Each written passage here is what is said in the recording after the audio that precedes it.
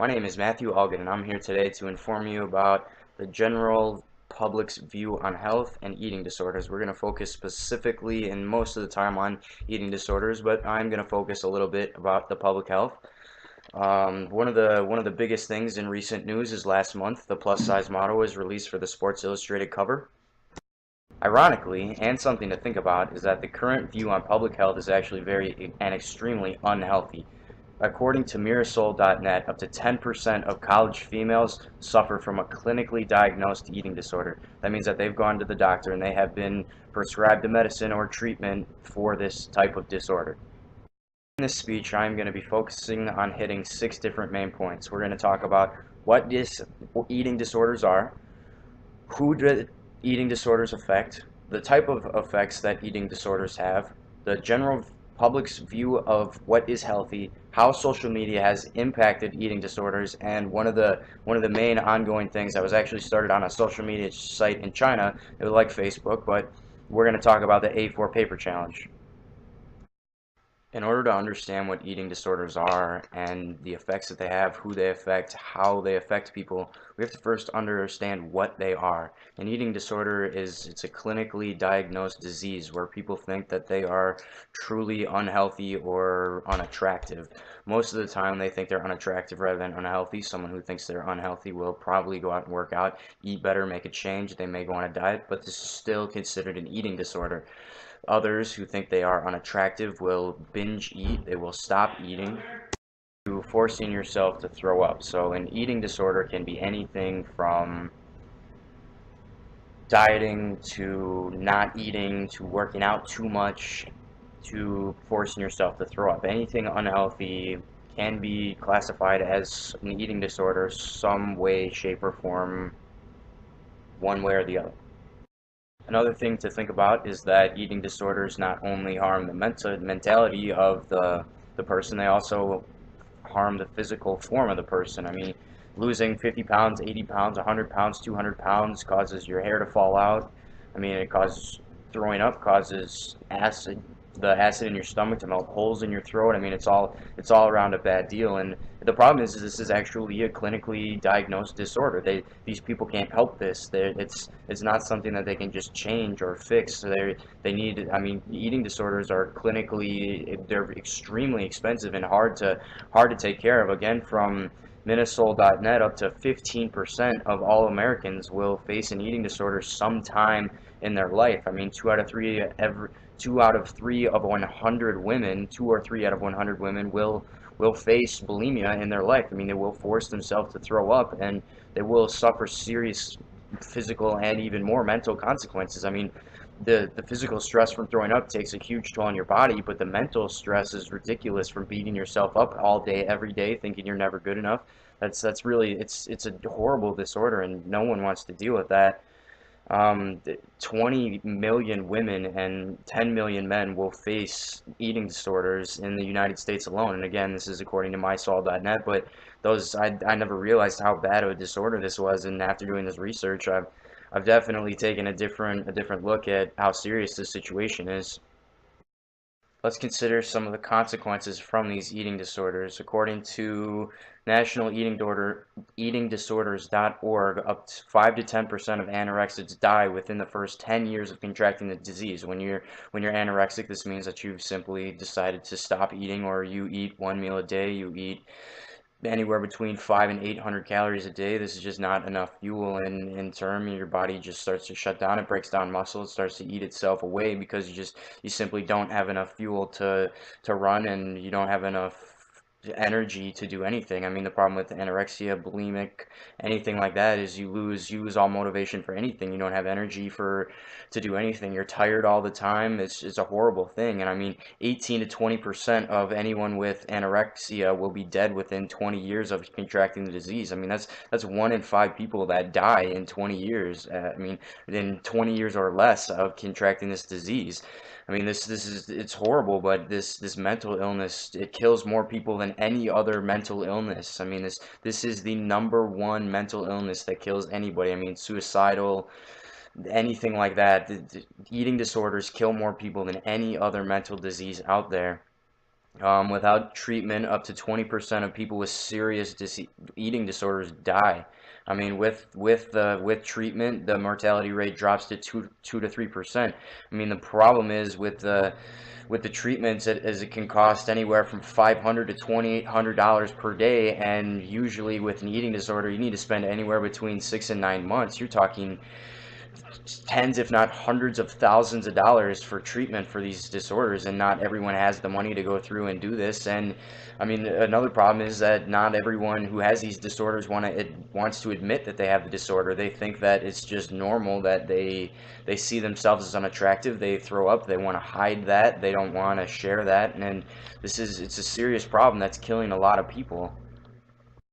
This is according to the nationaleatingdisorders.org, but only about 1 in 10 people will actually receive treatment for this eating disorder. I mean, look at the effects that this can have. I mean, it can slow your heart rate and decrease your blood pressure, which means you're actually changing your heart muscle. The risk for heart failure increases dramatically.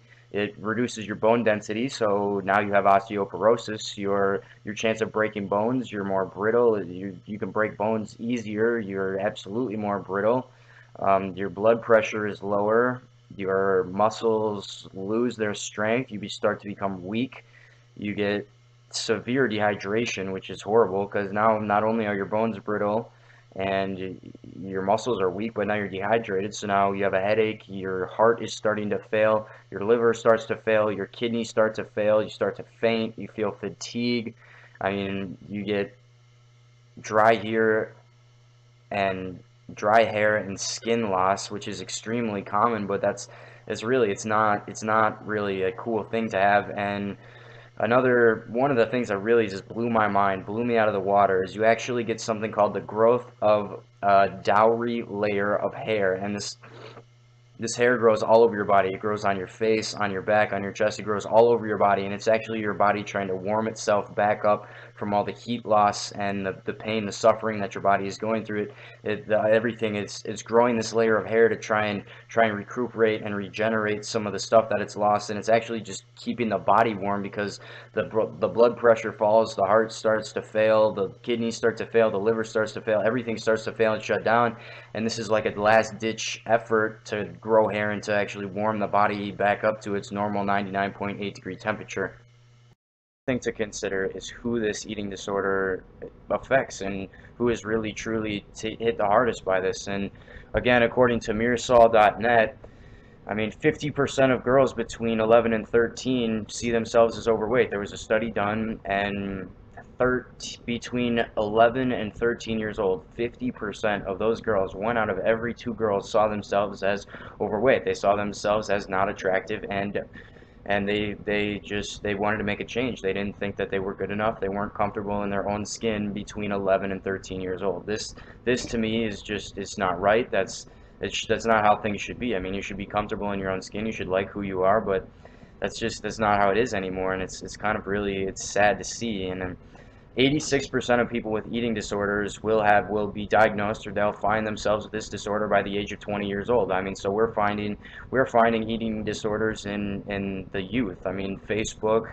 Instagram, LinkedIn, Pinterest, all these social media sites that young children are now following, they find that the skinnier, I mean, look at all the trends set by the Victoria's Secret models. Look at everything. Everything set is to be as skinny, as beautiful as you can. All the advertising companies are majorly hitting hard, going home on wear more makeup. Makeup makes a young lady beautiful. Get your hair done.